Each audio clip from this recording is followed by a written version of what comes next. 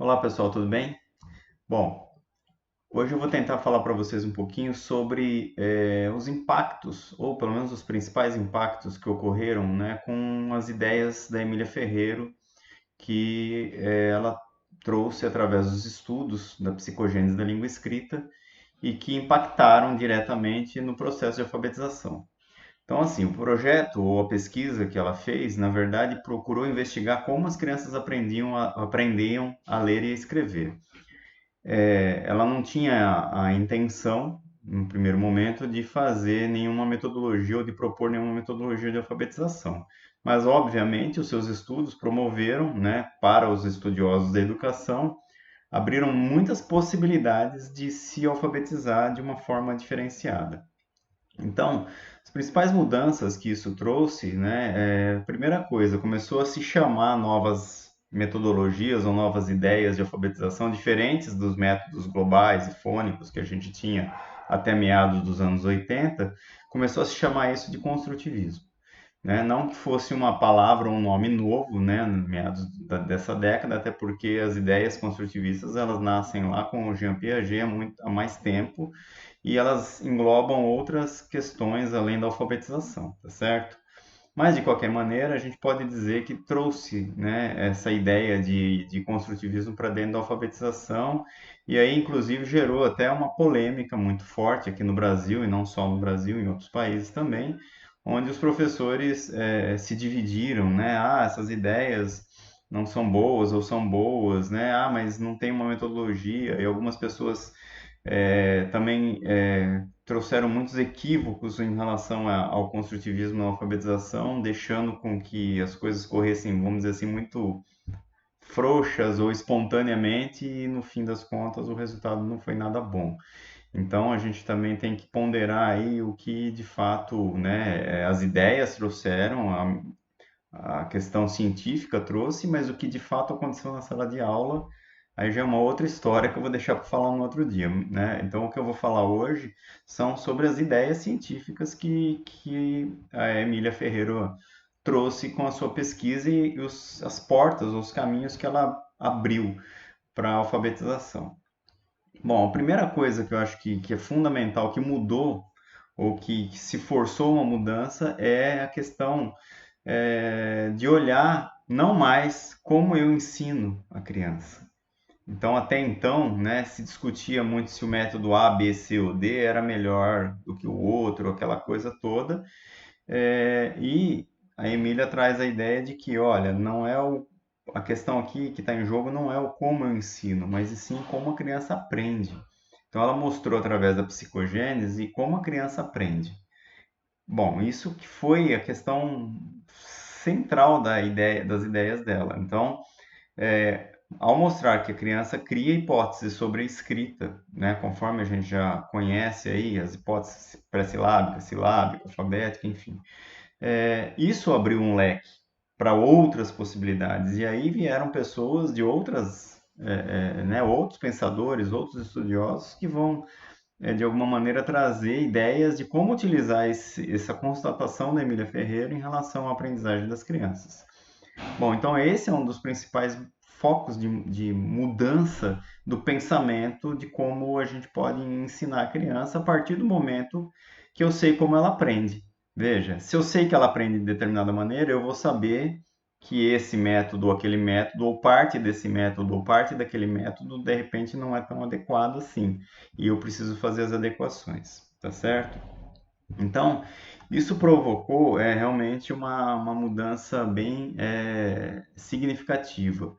Então, o que estava por trás disso, né? Os processos cognitivos. A criança ela vai aprender construindo hipóteses sobre o que está escrito e o que ela ouve, né? Sobre o que ela sobre o que ela vai pensando, ela vai construindo hipóteses sobre aquilo para poder escrever.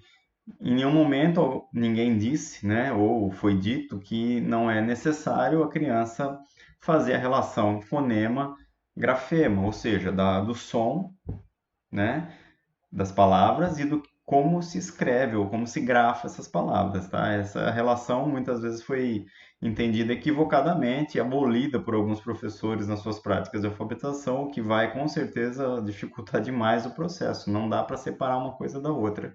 Mas também, por outro lado, né, a gente passou a descobrir que simplesmente fazer 1 milhão de cópias de determinadas palavras ou separações de sílabas, muitas vezes sistemática ou mecanicamente, não contribuíam muito no processo de alfabetização, tá certo?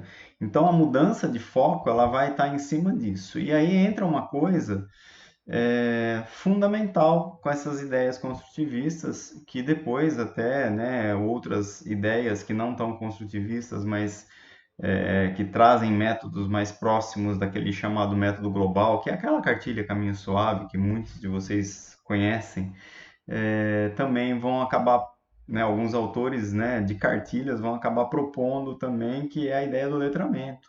Né? O que é isso, então? Né? Na verdade, a ideia é de aproximar se a criança aprende pensando, né, no significado e na importância do que ela está escrevendo, e se aquilo é fundamental para ela aprender, essa motivação ela precisa vir então de algo real. Então aí surgem muitos movimentos e muitas ideias de que o que eu preciso trabalhar dentro da escola não é mais um material feito especificamente para trabalhar dentro da escola, como alguns livros didáticos e como aquela própria cartilha fazia. Era um material exclusivamente criado para ser trabalhado dentro da escola. Não tinha nenhuma outra utilidade, não tinha nenhuma função social de escrita ou de leitura, a não ser ensinar a criança a ler e escrever. Né? Então aí começa-se uma discussão de que é possível ensinar a criança a ler e escrever, trazendo coisas que de fato a criança vá começar a fazer uma conexão com a vida fora da escola, tá certo? Então esse é uma das grandes mudanças que ocorreram e que ficaram, né? Quando a gente olha hoje para os livros didáticos, para os programas de governos, como do Estado de São Paulo ou de outros governos de outros estados, ou o próprio governo federal, pelo menos até pouco tempo atrás, trazia nas suas formações de professores e tudo mais, é sempre a ideia de que a alfabetização parte da ideia de que é necessário usar a contextualização e, dentro da medida do possível, fazer o máximo possível para que se traga os usos sociais reais da escrita para dentro da escola. Então, essa mudança, né, isso daí a gente pode chamar, vamos dizer assim, de letramento, que é a questão dos gêneros, por exemplo, né, que tanto se fala hoje nas escolas, né, por que trabalhar com esse ou com aquele gênero? Então tem a ideia de você mostrar para a criança de que dentro de que existem determinadas maneiras de escrever cada uma das coisas. Um bilhete eu escrevo de um jeito, uma carta eu escrevo de outro jeito, um e-mail, um conto, né, uma carta ao leitor e por aí vai. Então, essas ideias, né, elas se incorporaram praticamente ao processo de alfabetização. E mesmo os professores que ainda, talvez ainda tragam muito forte a ideia do método fônico, vamos dizer assim, né, da ideia do fonema e do grafema, não conseguem mais abrir mão de inserir dentro das suas práticas textos. Então, a inserção do texto dentro do processo de alfabetização é uma das mudanças de paradigma. Quando você tinha cartilha, você não tinha texto. Simplesmente você tinha lá, né, a silabação, aquela coisa toda, e você não tinha um texto, você não tinha um contexto. Então, eu acho que hoje, independente da forma como os professores usam os processos de alfabetização, eles acabaram, todos eles, ou a grande maioria deles, inserindo o texto dentro das suas práticas, e não qualquer texto, né? Textos bons e muitos textos de uso cotidiano, de usos que são tanto que fazem sentido tanto dentro quanto fora da escola, né? Eu acho que essa é a grande mudança no paradigma aí. E aí fica uma questão, então, né? A metodologia, ela é uma? Não, ela não é uma, né? Então, o construtivismo ele não é exatamente uma metodologia, mas ele abriu mecanismos ou ideias para que o professor possa se aproveitar ou se apropriar de outras ideias para ensinar os alunos a ler e a escrever de acordo com a hipótese de cada um, o que não é nada fácil, a gente já discutiu isso em outros vídeos, mas é essa mudança de fato. Então, hoje você tem claro de que a memória é necessária, de que a consciência fonológica, ou seja, o fonema, grafema, é fundamental ainda, mas não fazer isso de forma mecânica, e sim de forma reflexiva. Então, as ideias da Emília Ferreiro, né, acho que isso sintetiza tudo que eu estou querendo dizer aqui. Elas trouxeram aí uma possibilidade de o professor trabalhar com a alfabetização pensando que a criança faz uma reflexão sobre o que ela está aprendendo, sobre o que ela está construindo em relação à escrita, de onde ela, o que ela já sabe e onde ela pode chegar. E aí entram outros autores, como o Vygotsky, na ideia da zona proximal e por aí vai, tá bom? Então, acho que isso sintetiza um pouco essa ideia desse vídeo, que era mostrar essa mudança de paradigma aí em relação aos métodos globais que a gente tinha até meados dos anos 80 e para onde que a gente chegou até hoje com a alfabetização, tá bom? Muito obrigado e até a próxima.